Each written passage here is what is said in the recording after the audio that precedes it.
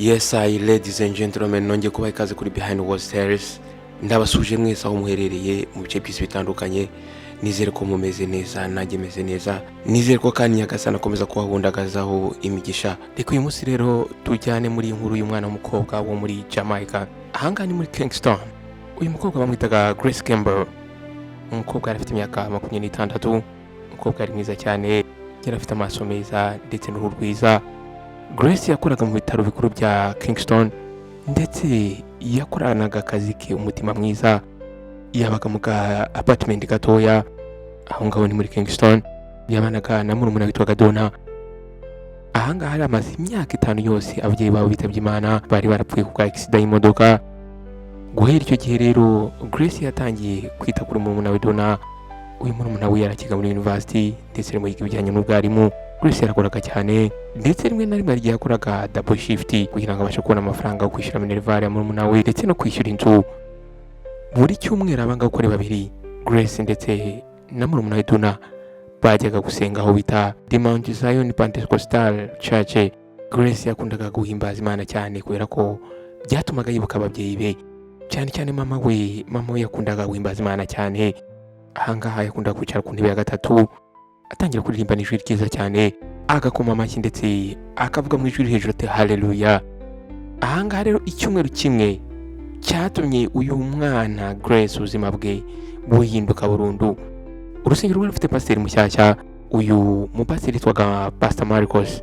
Igihe cyose umupasiteri yazamukaga ku ruhimbi, buri umwe wese yahitaga ajya mu mwuka. Uyu mugabo yari muremure ndetse ari mwiza, yari afite ijwi riremereye cyane ndetse ryashikingaga ibikuta by'urusengero.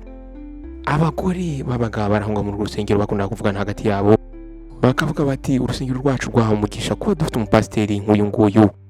Uyu mukobwa Grace kuva na kera hose yari yarahoze yitondera abagabo, ndetse ibi yabitangiye ubwo yabonaga umushuti witwaga Sharon yari yarababajwe n'umugabo cyane. Uyu mugabo yagerageje gukunda uwo mushuti we, ariko yaje gusanga uyu mugabo yari afite abandi bagore 3. Nuko rero nyuma y'amateraniro ubwo abangakore bari bavuye ahangaha, nuko wa Pastor Marcos yaje guhamagara Grace. Sister Grace, uretse gatoya. Nuko Grace yarahindukiye ndetse abaye surprise.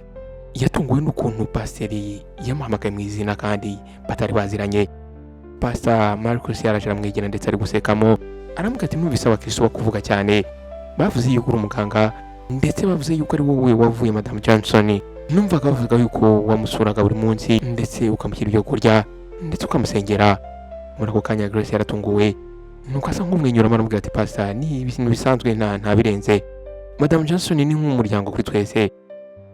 Nuko pastor aramubwira ati oya, aya magambo yamubwiye ari kumwitegereza cyane. Nuko aramubwira ati rero muri iyi si ubugira neza ni buke cyane, ufite umutima wo gufasha nka Yesu. Nuko aramubwira ati ni byiza cyane. Guhera uwo munsi Pastor Marcos yakomeje kwerekana attention uyu mukobwa. Buri gihe cyose basozaga amateraniro, uyu mupasiteri yajyaga gusuza uyu mukobwa Grace, ndetse rimwe na rimwe akamubwira ati untegereze uze kumfasha dusengera abarwayi. Ahangaha rero Grace byaramushimishije cyane kuba ari kugenda yegerana n'umukozi w'Imana. Amezi yaratambutse ndetse abangakuri babiri ubugenderanire bwabo bukomeza kwiyongera. Nuko rimwe na rimwe uyu mugabo Pastor Marcos yahamagaraga uyu mukobwa Grace. Rimwe na rimwe akamuhamagara akamubwira ati ndagira ngo ngire inama, hari abantu ngiye gusura b'abakristo barwaye. Ndetse rimwe na rimwe akamuhamagara kugira ngo baganire ku bibazo by'urusengero. Mu by'ukuri uyu mugabo yubahaga uyu mukobwa Grace.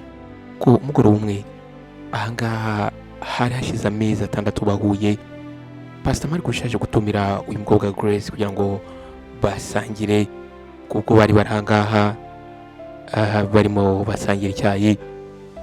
Pasiteri yaje kureba, asa nkaho ari kureba ku gikombe cy'icyayi. Nuko aramubwira ati Grace, maze ibyumweru byinshi nsengera ikintu gikomeye cyane. Nuko Grace yaratunguwe, aramubaza ati se ni iki pastor? Nuko uyu musore aramubwira ati ndakeka Imana ishaka yuko nakunye gufata umwanzuro ngashaka umugore. Imana ashaka ko ushaka umugore uzamfasha mu bijyanye n'imirimo y'itorero. Nuko aramubwira ati buri gihe cyose iyo nsenze mpita mbona isura yawe muri njyewe. nuko aravuga ati ndizera yuko ari wowe mugore Imana yamitiyemo. Muri ako kanya Grace yaratunguwe. Nukuri ntabwo uyu mukobwa Grace yari yigeze atekereza ku ibyo bintu, ariko uko ibyumweru byagiye bitambuka bakomeje kugenda bahura, ndetse umusore yatangiye kujya amuha indabo, yatangiye kujya amujyana kuri dina bagasangira, ndetse yaramujyanye ajya kumwereka umuryango we.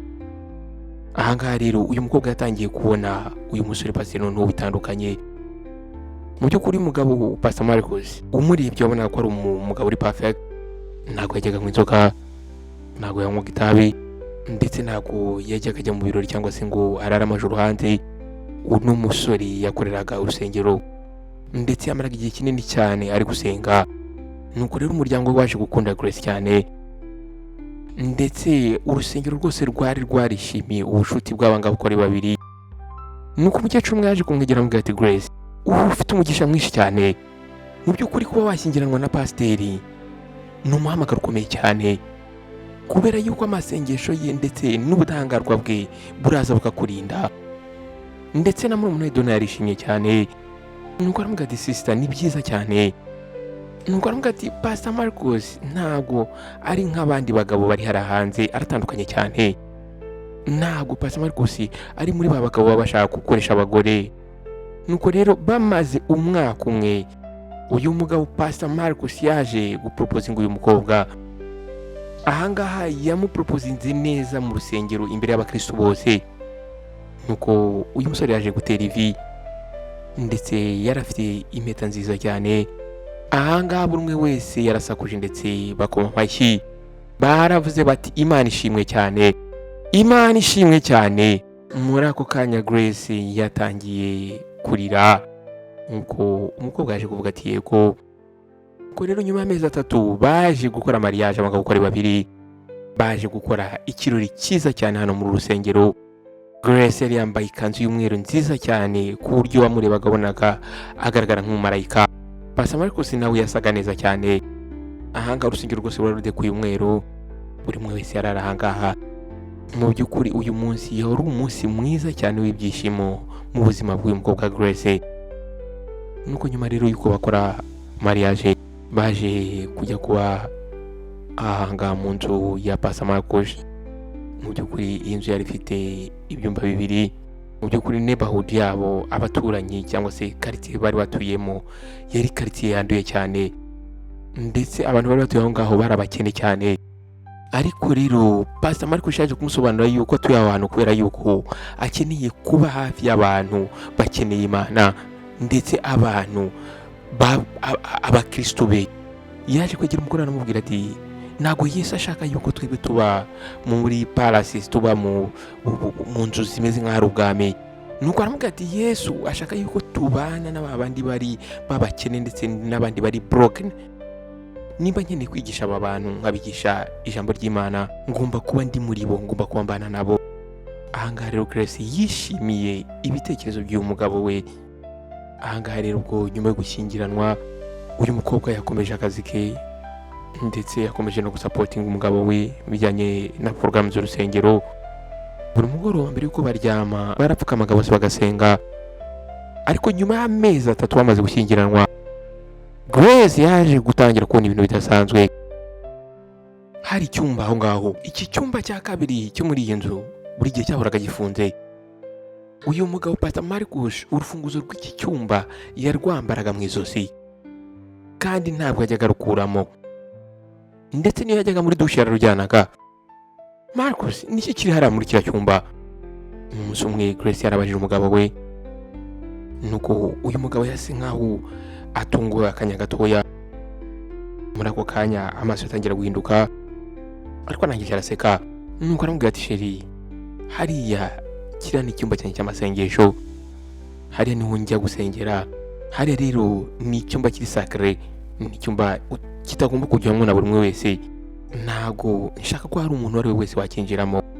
Ahangaha rero Grace yaje kumva ibisobanuro by'umugabo we, kubera ko nyuma y'ibyo byose buri mupasiteri wese burya aba afite icyumba cy'amasengesho. Ariko nyuma yaho hari amajoro Pastor Marcus yakundaga kujya asohoka akajya hanze, ndetse agasohoka mu masaa 6 z'ijoro. Bwa mbere byarabaye ahangaha Grace ubwo yabyukaga agasanga aryamye ku buriri wenyine, nuko yashatse kumushakisha arangije asanga arimo araryama inkweto, arambara inkweto. Marcus ugiye hehe? Nuko umugabo aramubwira ati Grace ni ibintu byihutirwa, hari umwe mu bamembazi b'urusengero rwacu mu bitaro baranshaka rero kugira ngo njye kumusengera. Umugore atangiye kumubaza ati ese ninde? Reka nze tujyane ndi umuganga nshobora kumufasha. Oya. Muri ako kanya noneho yamusubije mu ijwi riri sharp, arangije asa nkaho ari softinga nk'iryoroshya. Sheri nagira ngo nyine najya nkubwira ngo oya ntago najyana nawe, ukeneye kuruhuka, mu kanya ndaba ngarutse. Ibi ngibi rero byatangiye noneho kujya bibaho buri gihe, byabagaho nk'inshuro 2 cyangwa 3 mu cyumweru. Pastor Marcus yakundaga kuva aho ngaho mu masaha 6 z'ijoro akambwira ngo ni ibyihutirwa by'urusengero, cyangwa se akamubwira ngo ni umumembazi urwaye. Mu by'ukuri Grace yashakaga kwizera umupasiteri kubera yuko yari umugabo we ndetse yari umukozi w'Imana, ariko muri we muri spirit ye hari ikintu yumvise kimubangamiye. Nuko nyuma pasiteri umuntu yaje kumuhamagara, nuko Grace yaje kumva telefone y'umugabo w'isona, nuko pasiteri yasohotse ajya kuyitaba. Nuko Grace yaje kumwegera amazi ati ese nindi wari umuguhamagara saa 6 z'ijoro? Akamubwira ngo ni business z'urusengero, ndetse akamubwira ngo rimwe na rimwe akamubwira ngo ni abantu bashaka kubasengera. Grace yaje kubona yuko igihe cyose n'umugabo iyo bamuhamagaraga uyu mugabo yahitaga agira ubwoba, yahitaga ahinduka. Nuko ijoro rimwe Grace yaje kubura ibitotsi. Mu by'ukuri uyu mukobwa yaje kumva muri we atameze neza, yaje kubyuka ko arangira azenguruka inzu ari gusenga. Nuko ubwo yacaga kuri cya cyumba kiba gifunze, yagiye kumva yumva ikintu ariko gihita kimutera ubwoba. Yumvise ari nk'umuntu uri kugenda aho ngaho muri icyo cyumba. Grace yaje gufata ugutwi asa nkaho yegamira ku rugi, arakomeza yumva cya kintu. Muri ako kanya umutima watangiye gutera cyane, yaje gukomanga gakeya kuri urwo rugi. Nuko aravuga ati hello. Muri ako kanya cya kintu cyacecetse, hahise haba silence. Grace yahise aza yirukanka ndetse yirukira mu cyumba aho Pastor Marcus yararyamye. Yaraje asa nkaho amunyeganyeza amukangura. Marcus byuka, hari umuntu uri muri cya cyumba. Nuko Marcus yarabyutse ndetse yaje kubyuka asa nkaho atunguye cyane. Arabaza niki? Nibyo uri kuvuga? Marcus numvise umuntu arimo hariya muri cya cyumba. Hari umuntu uri mu cyumba cyawe usengeramo. Grace urimo ararota, nta muntu urimo hariya. Umugore aramubwira ati se waretse tukajya gufungura tukareba? Umugabo ati oya. Muri ako kanya uyu mugabo yahise abaseriye ndetse yashe nkaho ari kumukanga. Aramubwira ati cya cyumba cy'isakare nabikubwiye kandi. Nuko aramubwira ati ariko Marcus. Umugabo aramubwira ati oya, mu by'ukuri uyu mugabo bwari ubwa mbere yarabwiye nabi umugore we. Nuko aramubwira ati ndi umugabo wawe ndetse na pasiteri wawe, wakagombye kunyubaha ndetse ukubaha ibyo ngutegeka, vanga ujye kuryama. Grace yatangiye kuzenga amarira mu maso, ariko arangije yubaha umugabo we. Yaje gusubira mu buriri ariko ntabwo yabashije kongera gusinzira. Hari ikintu mu by'ukuri kitagendaga. Nuko umunsi wakurikiyeho ubwo Pastor Marcus yararanga mu rusengero, Grace yaje guhitamo yuko atagomba gutegereza. Grace yashaka kumenya ikintu kiri mu cya cyumba. Yaje gushakisha rero urufunguzo aho ngaho mu cyumba ararubura. Nuko uyu mukobwa yaje gushakisha inzu yose ngo arebe nimba ari ikintu yafunguza, ariko yaje kwibuka yuko papa we yajyaga amwigisha uburyo ashobora gufungura urugi igihe yaba ataye urufunguzo. Nuko Grace yaje kwerekeza kuri cya cyumba. Mu by'ukuri ahangaha intoki ze zarimo zitiruga amagerageza gufungura. Nuko hashize iminota mike yari kugerageza, muri ako kanya agiye kumva yumva urugi rurafungutse. Muri ako kanya yahise akutwa n'umunuko, yumvise umunuko udasanzwe. Muri ako kanya yahise apfuka amazuru yarangije yinjiramo. By'ukuri urugi iki cyumba cyari kida, harimo amarido y'umukara. Ahangaha Grace ubwo yinjiraga ahangaha ibyo yabonye byatumye asakuza. Mu by'ukuri iki cyumba ntabwo cyari icyumba cy'amasengesho. Ahangaha ku bikuta by'iki cyumba hari harimo ibimenyetso bidasanzwe, ndetse hariho amaraso, hari buji nyinshi cyane aho ngaho, hari uduhanga tw'abantu ndetse hari n'amagufwa. Aho ngaho hagati muri iki cyumba hari harimo imeza yuzuyeho uduhanga, ndetse hari uduce tw'imyenda ubona ko ari imyenda y'abantu, ndetse harimo amacupa atandukanye arimo ibintu bya liquid by'umukara, harimo amafoto y'abantu. Mu by'ukuri ntabwo icyumba cyari icyumba cy'amasengesho, ahubwo cyari icyumba cy'umwijima. Cyari icyumba gikorerwamo ya mihango ya dark magic, ya mihango bakoreramo kugira ngo bagire imbaraga. Muri ako kanya Grace yahise yikubita hasi. Umugabo we Pastor Marcus, umugabo uhora wigisha abantu Yesu, uyu mugabo yararimo akorera Satani. Ariko noneho uyu mukobwa yari atarabona ibibi, yari ataragira ku bibi, noneho birushije ibyo amaze kubona. Mu nguni y'iki cyumba Grace yabonye umufuka munini cyane ufunze, ariko mu by'ukuri umufuka yabonye uri kumuvinga usa nkaho uri kunyeganyega. Byanze kunze hari ikintu cyari kiri muri uwo mufuka. Nuko uyu mukobwa ndetse ari gutitira intoki, Grace yaje gufungura uyu mufuka. Ahangaha yaje gusangamo umwana w'umukobwa. Ahangaha uyu mwana w'umukobwa afite ubwoba bwinshi cyane. Uyu mwana w'umukobwa bari baramufungiranye ari muzima. Muri ako kanya akimubona Grace yaje kumenya uwo ari we. Uyu mwana w'umukobwa yitwaga Kesha, yari afite imyaka 19 ndetse yari yarabuze. Muri ako kanya akimubona Grace yarascreaminze cyane. Yahise akura umwana w'umukobwa muri wa mufuka, ndetse arangije amufungura ikintu cyari gifunze ku munwa we. Nuko wa mwana yatangiye ati, ndakwinginze mfasha. Muri ako kanya Grace yatangiye kumva mu bwonko bwe, atangiye gusa nk'umuntu usaze. Nuko yaje gufata wa mwana Kesha amukura aho ngaho muri cya cyumba, aramuzana amwicaza ku ntebe muri salo. Yahise afata telefone ashaka guhamagara polisi, ariko agiye kumva imvura irafungutse. Wa mugabo Pastor Marcus yari yinjiye. Yaraje rero ubwo yabonaga wa mwana w'umukobwa bicaranye aho ngaho, yahise ahagarara. Wa mugabo wabonaga yuko ari umugabo mwiza yaje guhita ahinduka. Umugabo yahise amera nk'inyamaswa. Grace, ntago wakagombye kuba wafungukira cyumba, uri inyamaswa. Grace yarasaguje cyane, ndetse ahagaze iruhande rwa Kesha asa nkaho ari kumuprotectinga. Nako umupasiteri ahubwo ukoresha imyuka y'umwijima. Ese ni bangahe wishe Marcus? Ni bangahe wishe? Muri ako kanya Pastor Marcus yarasetse, arangije avuga ati, uri umugore w'ikigoryi. Ese urakeka yuko nari kwica karakana k'agakobwa umugabo nkanjye? Ese uratekereza yuko nari kumwica kugira ngo gusa nsenge gusa? Ese urakeka ko iri zina mfite nari kurigira kubera Imana gusa?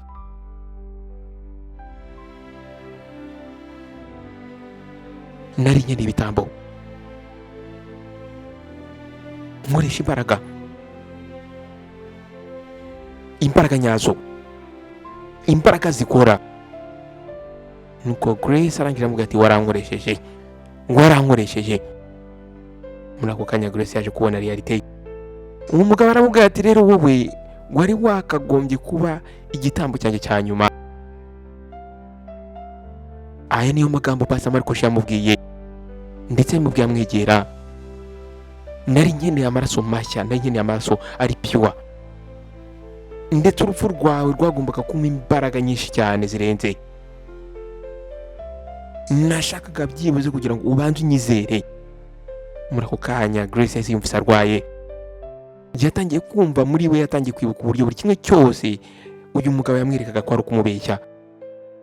Urukundo, amariage bakoze, byose yari zari plan z'uyu mugabo zo kugira ngo atambemo igitambo n'umukobwa. Nuko umukobwa aramubwira ati, rero ntahamagaye polisi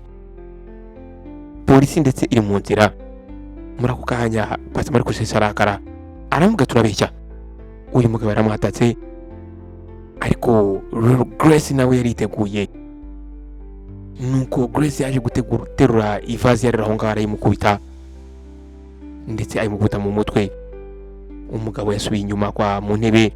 Grace yahise aterura wa mwana Kesha, arangije arasohoka aho ngaho, asohoka ndetse ari gutabaza. Abaturanyi bose bahise baza birukanka. Nuko Grace rero yatangiye kuvuga ati, ntihagira uhamagara polisi. Ndetse aravuga ati, ntimureke uyu mugabo Marcus ava aha ngaha. Muri ako kanya mu minota mike ya polisi yarigeze aho ngaho. Nuko baraje binjira aho ngaho mu nzu. Basanze rero wa mugabo Pastor Marcus arimo agerageza guhisha ibimenyetso. Baje gusanga amagufwa y'abantu bagera kuri 7. Ndetse basanze amaliste y'abantu bagiye babura muri urwo rusengero. Ndetse basanze ibimenyetso by'imigenzo cyangwa se amategeko yakoreshaga uno mugabo kugira ngo agende akore iyi migenzo ijyanye na Satani. Uyu mugabo rero baramufashe baramutwara, bamushinja kwica abantu, gushimuta, ndetse n'abandi bose bari bafite isengero aha ngaha bari bari muri network y'uyu mugabo, bose nabo barafashwe barafungwa. Aha ngaha rero iki cyaha cyangwa se iki gikorwa cy'umupasiteri cyabaye igikorwa cyabaye amateka hano muri Jamaica. Kesha yaje kurokoka, ariko yagombaga kumara igihe kinini mu bitaro kugira ngo abashe gukira.